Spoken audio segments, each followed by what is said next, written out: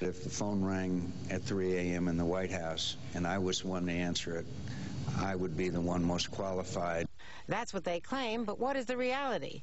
Hillary Clinton says as First Lady she went to Bosnia, helped broker peace in Northern Ireland, and faced down the Chinese. I've been to more than 80 countries. She did stand up for women's rights in Beijing, but Bosnia was a one-day trip with Sheryl Crow and Sinbad to entertain the troops. And while encouraging Irish women to promote peace, David Trimble, who shared a Nobel Prize for the Accords, told NBC News Clinton's claim of credit is, quote, a wee bit silly. Obviously, I was there for a lot of phone calls at different times of the day and night, and I have a very clear idea of what it takes to be prepared and ready to not only answer the phone, but then to make the decisions that are required depending upon what the crisis is. For the record.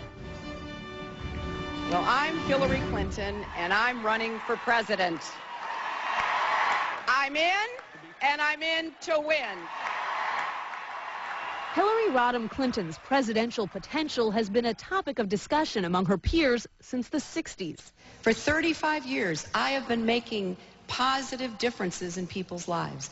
That would take us back to 1973, the year she graduated from Yale Law School and went to work for the Children's Defense Fund, interviewing juvenile offenders and dropouts. Over the next few years, she moved from one success to the next, serving as a staff lawyer on the House Judiciary Committee as it considered impeaching President Nixon during Watergate, teaching criminal law at the University of Arkansas, and heading the Legal Services Corporation, a nonprofit which represents the poor. She had been appointed to the board by President Jimmy Carter. In 1979, the year her husband became governor of Arkansas, Hillary Rodham, who had raised eyebrows when she declined to take his name, became the first female partner at the prestigious Rose Law Firm in Little Rock.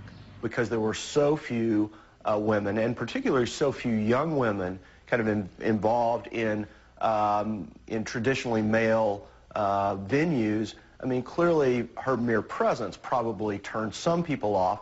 Arkansas's First Lady decided to take a shot at reforming the state's abysmal education system. I really believe that our young students need as much personal attention as they can get. It was a tough sell involving the largest tax increase in the state's history and testing for teachers. Hillary went out into the state. She held public hearings, I think, in all 75 counties, and she very effectively disarmed her critics. The people of our state... Her grassroots victory would go down as one of Bill Clinton's most significant gubernatorial accomplishments. So help me God. It prompted her husband to hand her an even larger policy initiative as soon as he won the White House: health care reform. Now is our chance to beat the historical odds and give the American people the health security they need and deserve. Mrs. Rodham Clinton, can we ask you a question? After 2 years and countless hearings, the 1,300-page plan imploded. Defeated but not deterred, Clinton set her sights on more manageable goals, like creating the state children's health insurance program and increasing vaccination rates. And behind the scenes, she got the last word on so many issues, staffers had a nickname for her: the Supreme Court. Nothing but the truth. It was her idea to tap Janet Reno for Attorney General and Madeleine Albright for Secretary of State. Her stance on NAFTA has become a point of contention in job-strapped Ohio. She said that NAFTA, on balance, had been good for New York and good for America. Publicly, she supported it in those early days, but within White House walls... She had grave reservations about NAFTA, was probably against it, thought it originated correctly with Republicans. I've been to more than 82 countries. Mrs. Clinton likes to cite her extensive travel, more than 80 trips as First Lady, as part of her foreign policy experience. She promoted microfinance in Latin America, peace in Bosnia, and famously, human rights in China.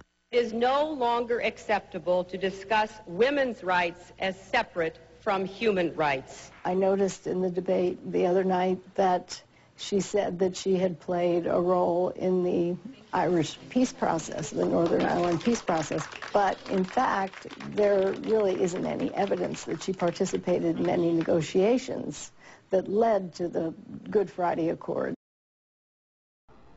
This Christmas, Let us remember the reason behind why we light Christmas trees. Let us remember the reason for this great holiday celebration.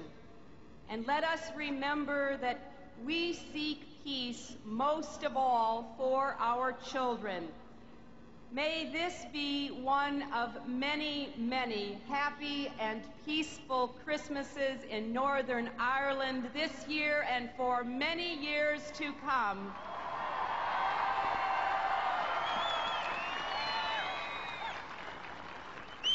And may God keep you and bless you and hold all of you in the palm of His hand.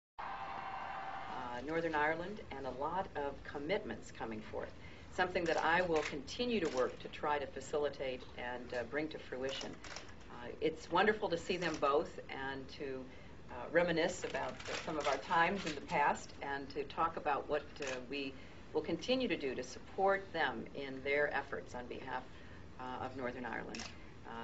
Working on behalf of the peace process, and I noticed in the debate the other night that she said that she had played a role in the Irish peace process, the Northern Ireland peace process, but in fact there really isn't any evidence that she participated in any negotiations that led to the Good Friday Accords.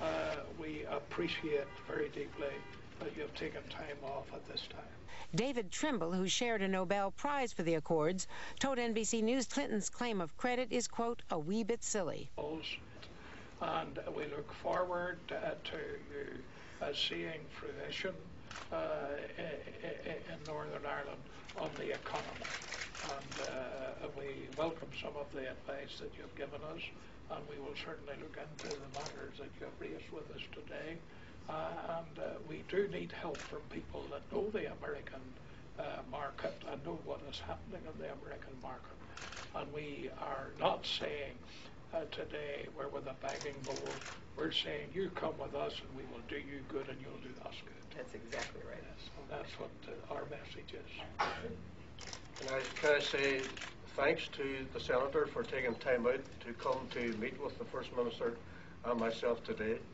These are wonderfully exciting times for all of us back home, not least because of the contributions made by President Hillary Clinton's role and relationships factored into nearly every scandal that rocked the Clinton White House. Whitewater, an investment deal gone bad with friends from Arkansas. Travelgate, where she allegedly participated in the firing of 7 White House travel office employees. But multi-million-dollar investigations turned up either no wrongdoing on her part or not enough evidence to prosecute. And the only Clinton investigation that did stick had decidedly little to do with the First Lady. I am happy to answer the grand jury's questions. She has called it the greatest adversity she ever faced. But instead of retreating from public life, she decided to run for office herself. Like Senator Obama, she faced a relatively weak Republican opponent.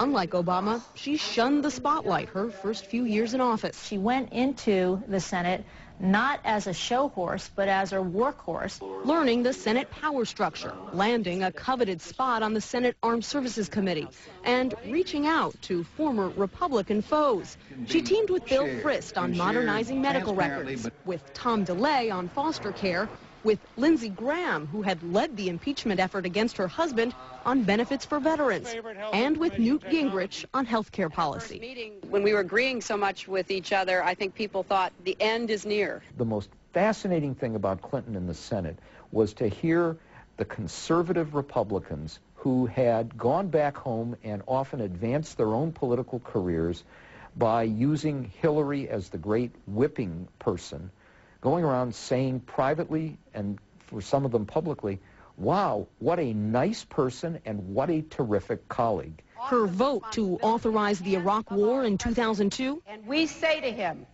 use these powers wisely and as a last resort. Still haunts Clinton on the campaign trail. Hillary Clinton voted for a war in Iraq that should have never been authorized. She has won over her adopted state, cruising to re-election in 2006. Last year, she steered more money to her state than all but a handful of senators.